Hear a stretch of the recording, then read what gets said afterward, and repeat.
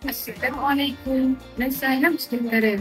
Saya Makni bin Azmi dan hari ini saya ingin berkongsi ulasan mengenai sebuah buku yang ikonik, The Kampung Boy, karya kartunis terkenal Malaysia, Lat. Buku ini memberikan pandangan mendalam tentang kehidupan di kampung pada tahun 1950-an melalui mata seorang kanak-kanak. The Kampung Boy mengisahkan pengalaman hidup seorang budak lelaki bernama Mat yang membesar di sebuah kampung di Perak.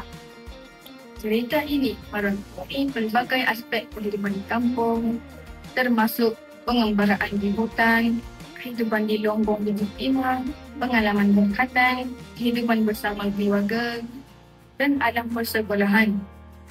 Buku ini menggambarkan kehidupan kampung yang sederhana, namun penuh dengan nilai-nilai murni dan kebersamaan. Buku ini menonjol kerana kemampuannya menggambarkan kehidupan kampung dengan begitu realistik dan menyentuh hati. Ilustrasi Lat yang unik dan ekspresi menambahkan dimensi visual yang kaya membolehkan pembaca merasai suasana kampung yang digambarkan. Namun, bagi pembaca yang tidak biasa dengan dialek tempatan atau konteks budaya Malaysia pada semasa itu, mungkin terdapat beberapa bahagian yang memerlukan penjelasan lanjut untuk pemahaman yang lebih mendalam. Keunikan buku ini terletak pada pendekatan autobiografi yang disampaikan melalui medium novel grafik. Lat berjaya menggabungkan humor dan nostalgia, menjadikan cerita ini menarik bagi pelbagai peringkat umum.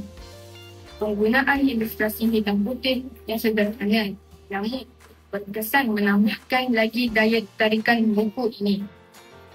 Secara keseluruhannya, The Kampung Boy adalah sebuah karya yang bukan sahaja menghiburkan tapi juga mendidik. Ia memberikan pandangan yang berharga tentang kehidupan kampung di Malaysia pada masa lalu, mengingatkan kita tentang pentingnya nilai-nilai tradisional dan kebersamaan dalam masyarakat. Buku ini sangat disyorkan untuk murid-murid sekolah rendah tahun 6 kerana ia dapat memperluas pemahaman mereka tentang warisan budaya negara. Sekian, terima kasih.